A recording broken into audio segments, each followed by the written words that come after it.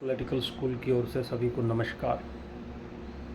आज का साथियों ये वीडियो है, ये हम बना रहे हैं बरवाला असेंबली से एमएलए और हरियाणा सरकार में मिनिस्टर पीडब्ल्यूडी बी&आर रणवीर सिंह गंगवा का।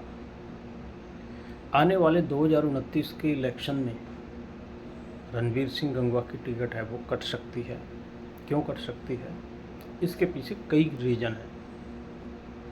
पहला रीज़न है कि रणवीर सिंह गंगवा ने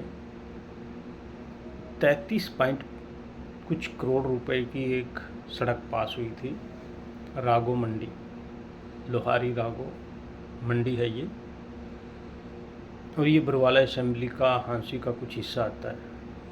वो पहले पास हुई थी, उसको बाद में इन्हीं के डिपार्टमेंट ने खारिज कर दिया था। अब ये लोहारी रागो मंडी है, इस रूट पे बरवाला के 7-8 विलेज आते हैं, 7 विलेज, 7 से ज़्यादा ही होंगे।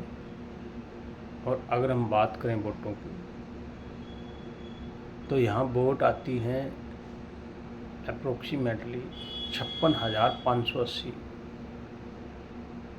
बरवाला असेंबली की यहाँ 56,000 के आसपास में वोट आती है।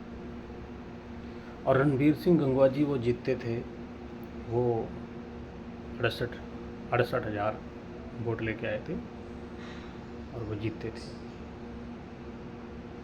तो अब यहाँ से 56,000 ये वोट अगर किसी को आ जाए या विरोध प्रदर्शन चालू हो जाए,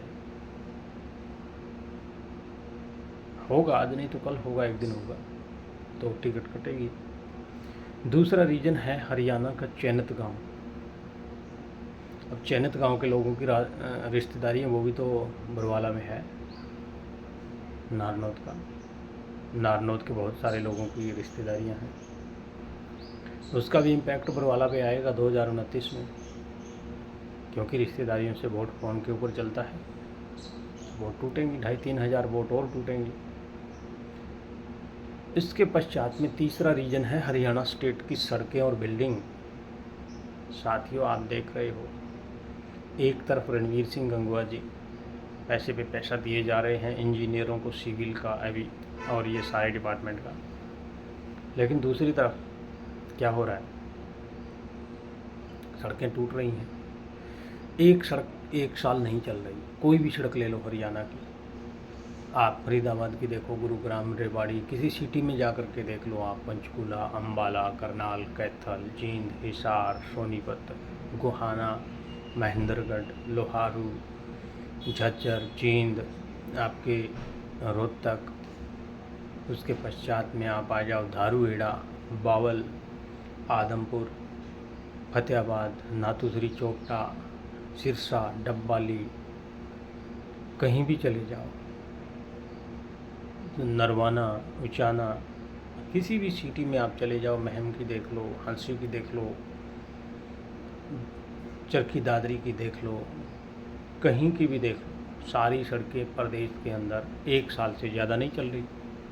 तो इसमें क्या हो रहा है? सीधा संकेत जा रहा है कि घोटाला हो रहा है, क्योंकि घटिया मटेरियल लग रहा है, और घटिया मटेरियल लगने से सारी सड़कें टूट रही है और प्रॉफिटमाइजेशन हो रहा है। दूसरा सबसे बड़ा ये कारण रहेगा, और इसका इम्पैक्ट भी बरवाला के ऊपर जाएगा। लोग इलेक्शन से पहले 6 महीने पहले कहने लग जाते हैं कि इन्होंने तो पूरे हरियाणा प्रदेश की सारी सड़कें ख़राब कर दी, कैसा मिनिस्टर बनाया गया था इसको। तो साथियों, ये है। और तीसरा रीजन है बाबा